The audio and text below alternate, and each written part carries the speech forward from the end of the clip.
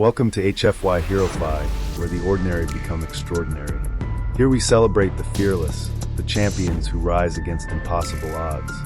From tales of distant galaxies to the darkest corners of the supernatural, HFY Hero Fi brings you the ultimate stories of heroism. If you believe you've been chosen, heed the call and subscribe now. Let us Hero Fi you and come with us on our next adventure. This tale was born from the sparks of imagination at the game table, where dice rolls and roleplay breathed life into the world of Terracin. What began as an RPG adventure has grown into the epic campaign of Wolfrid, Elias, and Alba, three guardians of the realm bound by courage, faith, and destiny. Follow them as they traverse perilous lands, face monstrous foes, and carry the hope of the kingdom on their shoulders in the quest to get to King Leonard. Sunlight flickered through the canopy of ancient trees as three 15-year-old disciples worked side by side, axes biting into fragrant cedar logs. Wood that would one day patch roofs, build boats, or mend the mighty hall. The monastery, nestled like a jewel in the green valley behind them, rose with gray stone walls and curling banners that danced in the mountain wind. Wolfrid, ever the stalwart soldier, struck the logs with effortless power. His battered armor gleamed with scratches from training and war games. Beside him, Alba, warrior and beast master, tousled her white hair, flicking it over her shoulders. Elias, ever the quiet sentinel, practiced quick spear thrusts into the bark, each strike sharp and precise. Elias, are you going to cut more wood, or are you just going to keep practicing with your little stick? Wolfrid asked with a smirk. I've already done my portion of the wood. I did it while you were trying to lure that poor girl into your clutches. Elias shot back. Alba picked at her teeth with a stick. Good thing I intervened and saved her from you. And you call yourselves my friends? Wolfrid took another swing of his axe and perfectly split the log in two. Who's going to keep me warm tonight? They spoke of the festival that night, the monastery's high feast to honor God's blessings of the harvest. This mischievous trio was often seen together in the monastery, bickering or skirting duties. Brilliant though they were, their masters didn't take kindly to their inattention in class. One of the many reasons they had been sent into the forest to chop logs as punishment. Wolfrid nudged Alba with a grin. All of the guardians of the realm are gathering today for the feast. Don't embarrass us by eating all of the elders' pies. She rolled her eyes. Me? You're the one who's always eating more than your fair share. Just then, the morning's mirth broke like glass when explosions roared in the sky above them. What is this storm? Wolfrid scanned the heavens as enormous gray clouds rolled in above them. Winds rose in sharp, stinging gusts, carrying a foul smell of forbidden magic on the wind. Lightning forked down from the heavens, striking the trees around them in blinding flashes. Then came the deafening cries of 1,000 black crows wheeling like a living storm toward the monastery. What's happening? Alba asked, terrified. No, Elias whispered to himself as he realized the monastery was going to be attacked. Then he turned to Alba and Wolfrid. Leave your things. We must get back to the monastery. They sprinted through the underbrush, axes in hand. Roots snagged their boots. Branches whipped their faces. They crested the ridge, too fast.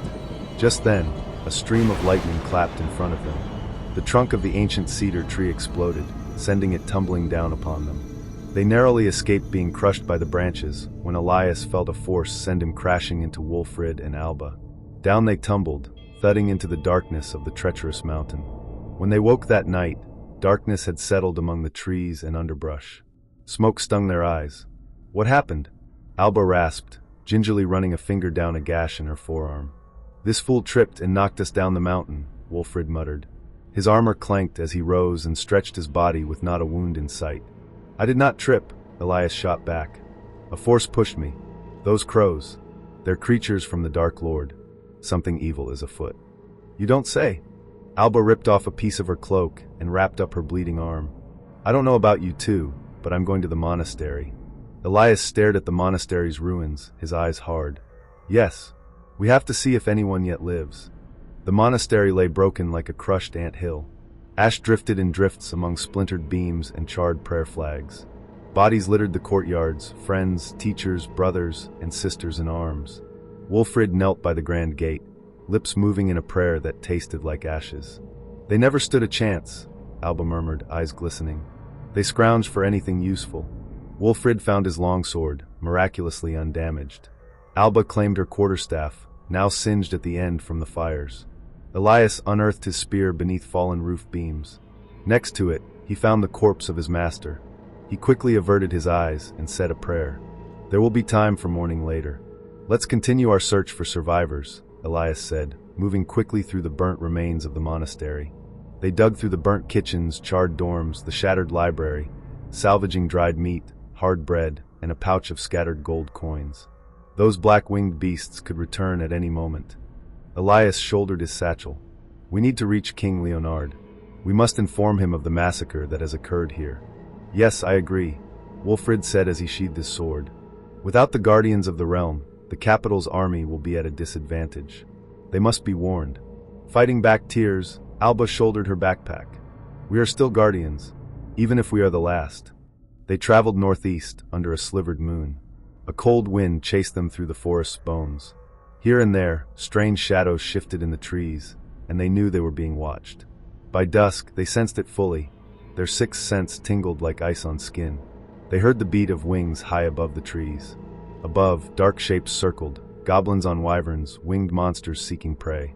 The masters at the monastery had told tales of these evil creatures that the Dark Lords had once employed to build their infernal city in the volcanic wastelands. Many of the creatures died as the walls of the city rose, leaving only the strongest of the creatures to form the Dark Army. We need to change course, Elias urged. The trees open up ahead. We can't be in open fields. Alba's eyes squinted past the canopy of trees.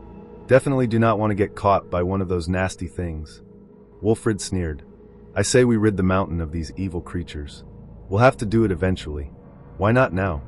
We're in no position to fight a wyvern and a goblin right now, Elias snapped. We'll get justice for our fallen brothers and sisters soon. First, we must get to the king. They veered into ancient woods, the canopy so thick the moonlight barely touched them. After hours of cautious steps, they found ruins half swallowed by ivy. Through the half-fallen arches, they glimpsed flickers of blue light, like captured lightning.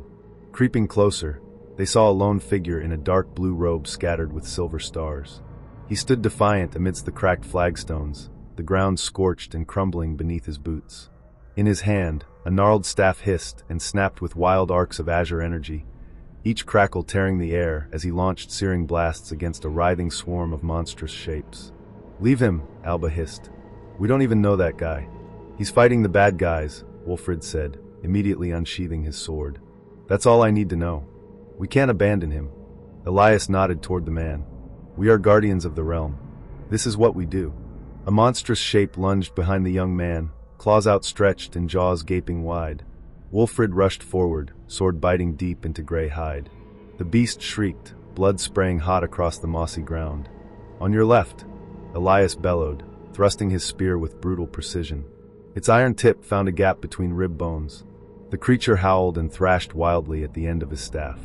The man's electricity streamed past Elias, scorching the creature in front of them.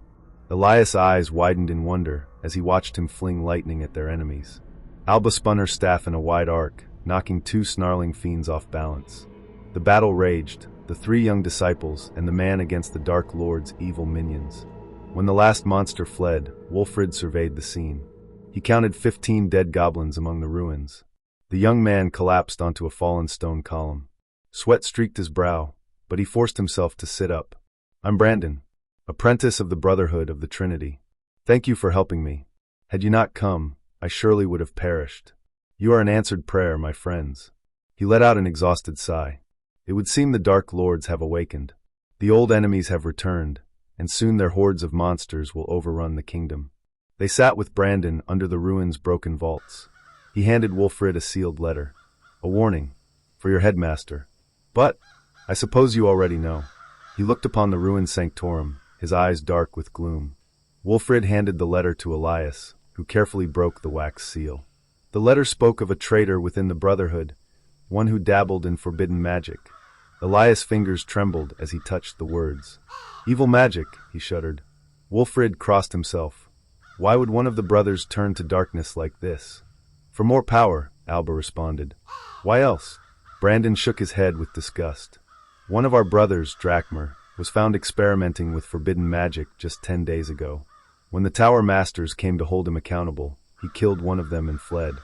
Shortly after that, these creatures overran the sanctorum. I was abroad on a journey. When I returned, I found the sanctorum in ruins and these evil creatures pillaging our things.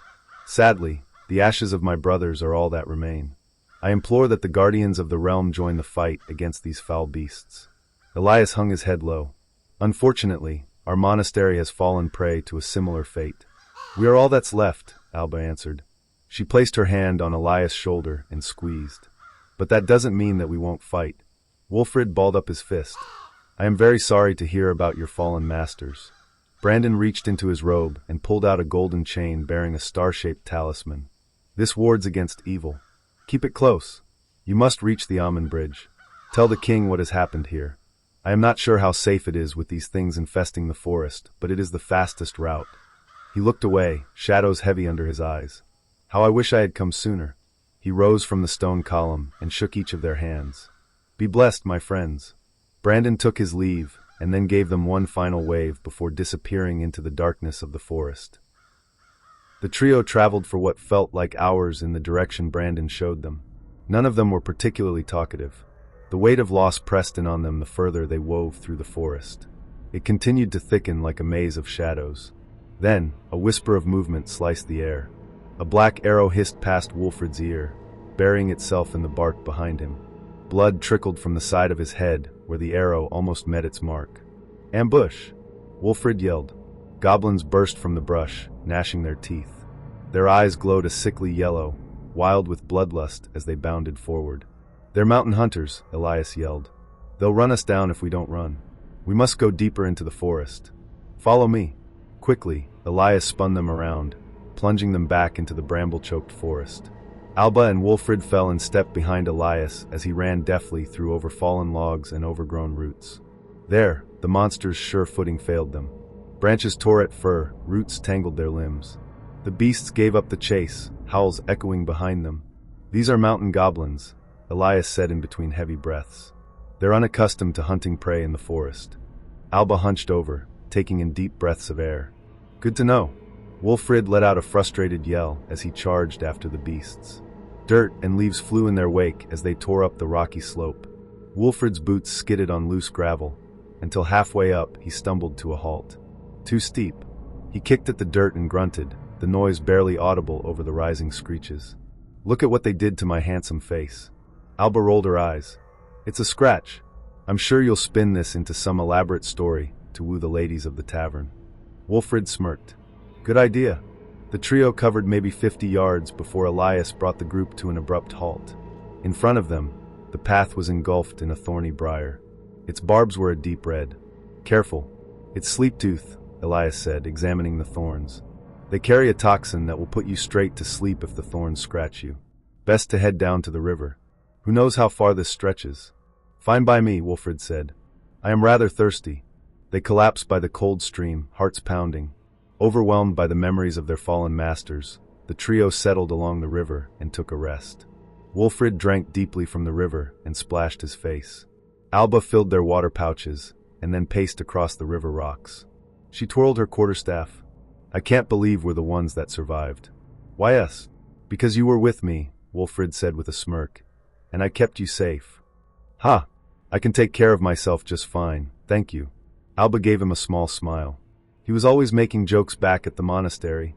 Most of their classmates found him annoying, but to her and Elias, his humor is what made him endearing. "We survived for a reason," Elias said. "To warn the king of what's coming. Back when the lightning hit that tree." His eyes danced between Alba and Wolfrid. "I know this sounds crazy, but I swear to you. I felt something. Someone pushed me out of the way." Alba and Wolfrid exchanged a glance, but didn't say a word. Later, Elias rounded them up. "Come. We've lingered here too long. If memory serves me right, this river will lead us to Timberwood." Wolfrid smiled. "Ah yes, you're right. One of my ladies lives there. I'll be glad to see her." "What lady?" Alba shot back. "I bet she doesn't even know you exist." "One can dream," Wolfrid said. Keeping a watchful eye on the skies above, Elias led the trio quickly through the trees. Alba skipped along the overgrown roots, deftly avoiding them while Wolfrid's metal armor clanked as he walked. "I remember when the master came with us to Timberwood," Alba said as she stared into the distance. "Just a routine pickup of firewood for the monastery. I had protested about coming. I wanted to stay back and collect fireflies in the rear garden. Now he's gone." She looked sadly down at her feet. Elias clapped her on the back and then squeezed her shoulder. "We all miss him." They followed a familiar path to Timberwood, a humble village of timber cutters and millwrights nestled at the edge of the cedar trees. Low cottages with moss-covered roofs leaned into the hillsides, their chimneys empty of smoke, which was strange. The huts were unusually quiet for this time of day. Just outside the village, Elias stopped them. "Goblins," he whispered. "These tracks are less than 2 hours old." Slowly, Wolfrid drew his sword. "There may be people still alive inside." Alba's brow furrowed. "How many more people will die at the hands of these monsters?" As they approached, they noticed the village lay in ruin. The cottages were smashed. The mill spun unattended. Inside the first home, they found the body of a villager sprawled on the stone floor. A crude spear jutted through his skull. Blood had soaked the floorboards. Alba swallowed bile. Animals.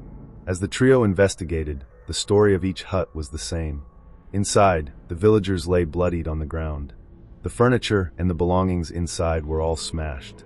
"They didn't even steal anything," Wolfrid said. "Everything is still here. They came, murdered these people, destroyed the village, and left." He squeezed the hilt of his sword, his knuckles turning white. In the trees, a jet-black raven watched them. Curious, Alba held out her arm, speaking softly. The raven opened its beak and spat a string of guttural syllables like broken glass. A wave of foul magic prickled their skin. "A curse!" Elias snarled.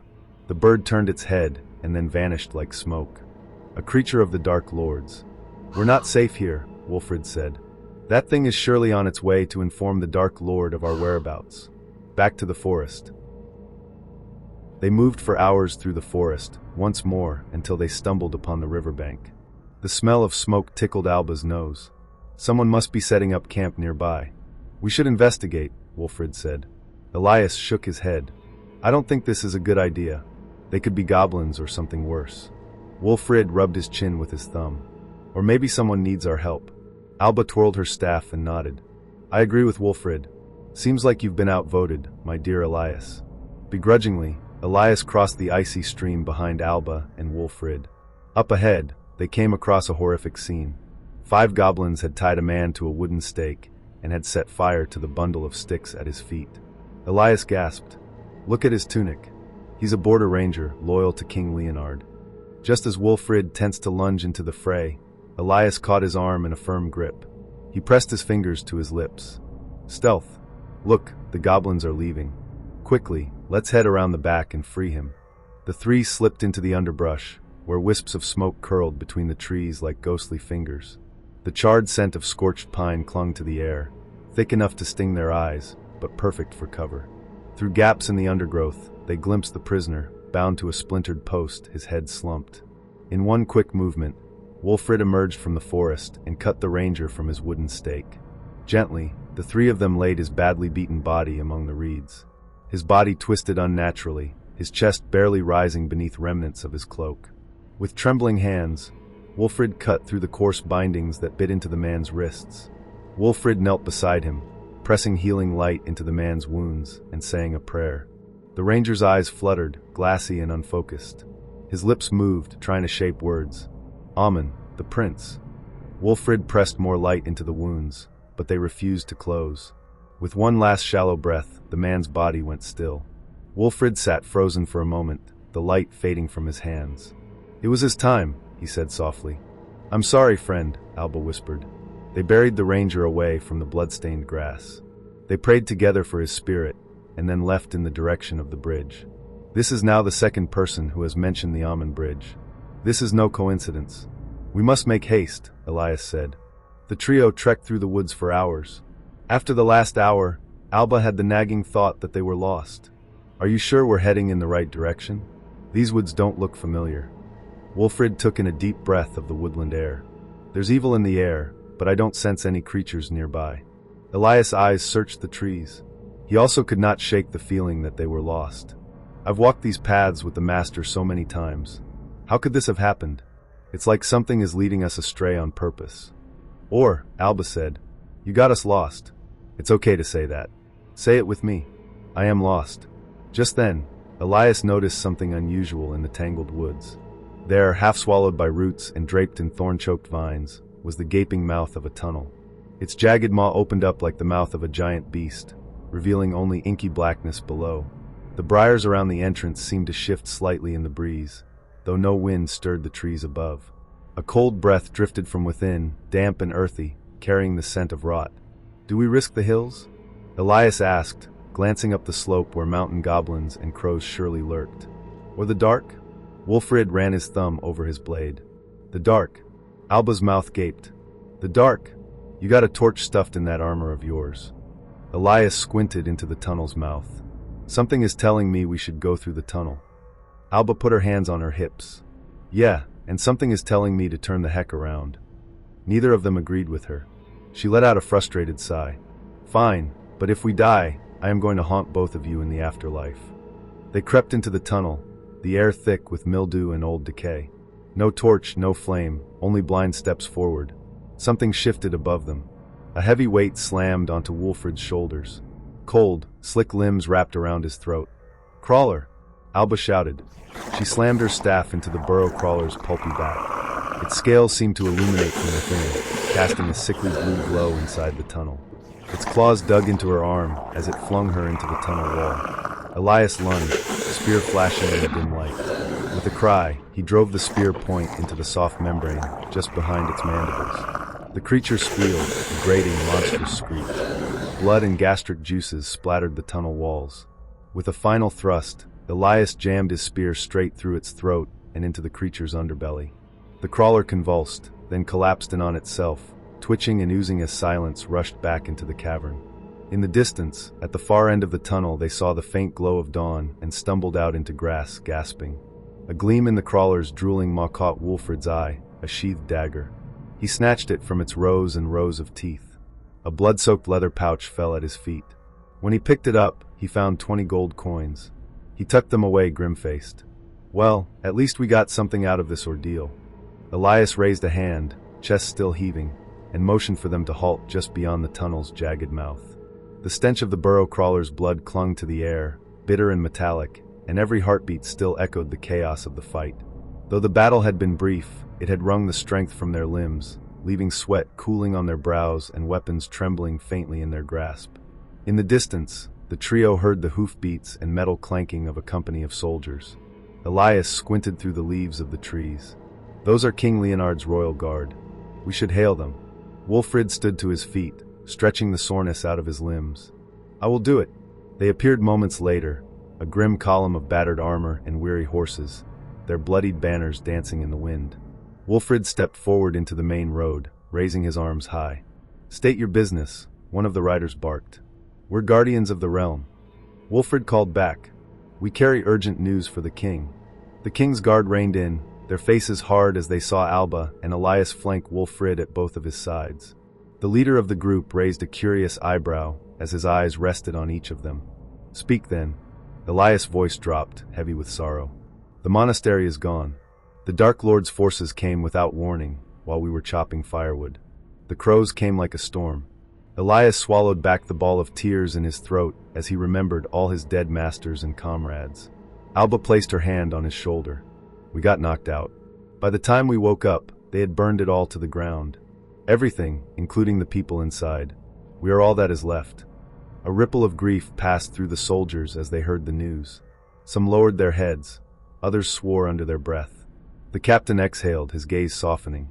"The Dark Lord's shadow has spread faster than we feared. Come, ride with us. We're heading to rejoin our regiment at Ahmen Bridge." The captain offered them food and wine. "Ride with us," he said. "Take these spare horses. They have served their masters well. You will find they are skilled steeds." After many hours of travel, they crested the final rise, and the Ahmen Bridge came into view, its proud stone columns rising from the churning river like the ribs of some ancient giant. Once, merchants had gathered at its center to trade silks, spices, and silver beneath colorful awnings. Now those memories were drowned in fire and blood. Smoke billowed from burning wagons and shattered stalls, curling skyward in greasy black plumes. The roar of the river below was almost drowned out by the clash of metal and the screams of the wounded.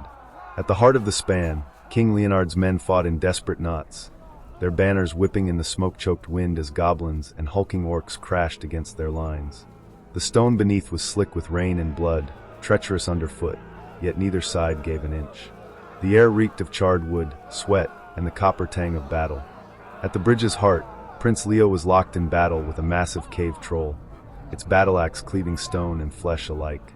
Sparks flew where swords met the beast's jagged blade.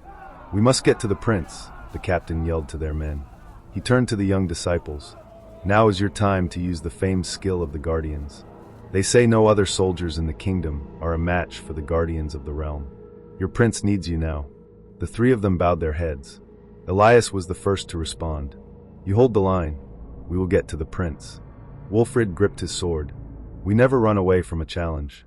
That troll is mine." Alba twirled her quarterstaff. "Don't forget to leave some for me," she said with a smile. Hugging the shadows, Elias, Wolfrid, and Alba rushed forward, their boots splashing the shallows of the river. Above them, King Leonard's men joined the fray. They seized an iron ladder slick with mist, hauling themselves up hand over hand until they reached the gatehouse. With weapons drawn, they dashed across its battlements and plunged headlong into the chaos of the melee. Goblins surged to meet them the instant the trio stepped onto the bridge, their hooked spears darting forward in sharp, murderous jabs. The points probed for gaps in armor, slamming into shields and skidding off metal with sparks.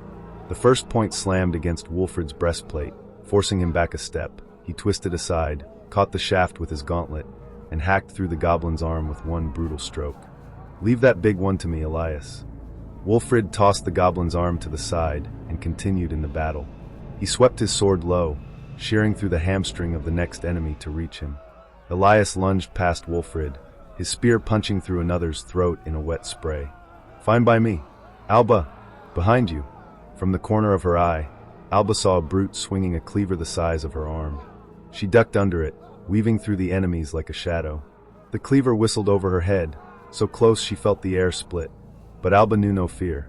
She pressed forward and jammed her quarterstaff in between the wielder's ribs. She brought her staff down hard on his kneecap, and then spun to cover Elias' flank.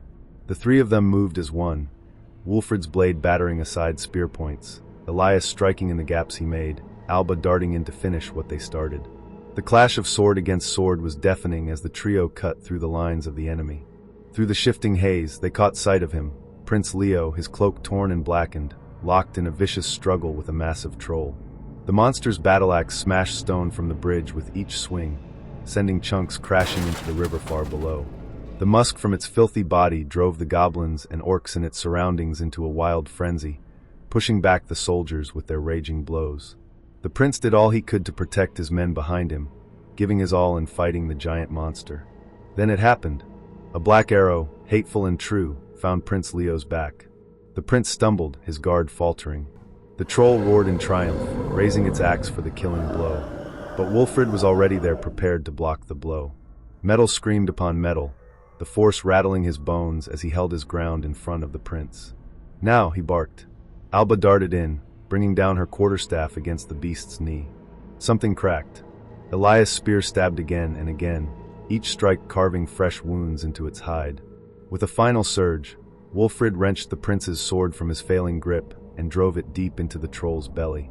The monster bellowed, spewing a torrent of green blood, and collapsed with a ground-shaking crash. The prince's strangled gasp tore through the din of battle, snapping Wolfrid's head around.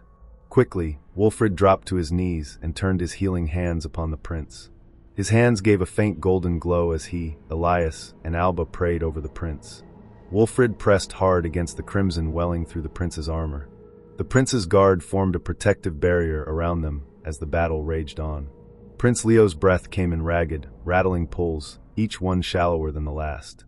Blood streaked his lips as his trembling hand rose, fingertips brushing Wolfrid's cheek with a touch so light it felt like a farewell. His eyes, once bright with command, were clouding, dimming. "Get to Leon Guard, the enemy marches upon it," the prince whispered, his voice thin and shaking. "Veridin holds the sword of the sacred flame." His chest hitched, the words costing him what little strength remained. "Do not fail."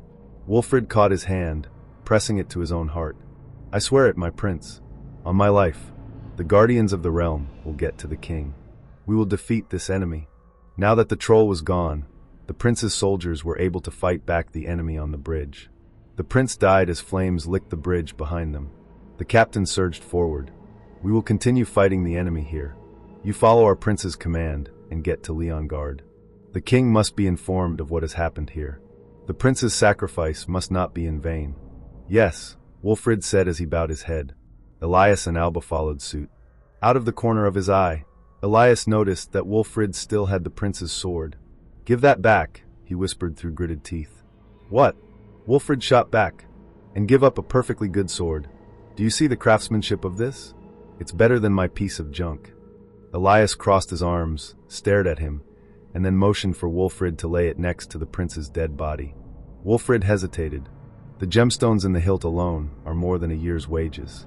Alba smacked Wolfrid in the arm. "We don't steal. Put it back." Begrudgingly, Wolfrid laid the sword next to the fallen prince. "Fine. Well, on with it then. We must get to Leongard before the Dark Lord's enemies do." In moments, they were in the saddle, spurring the beasts hard.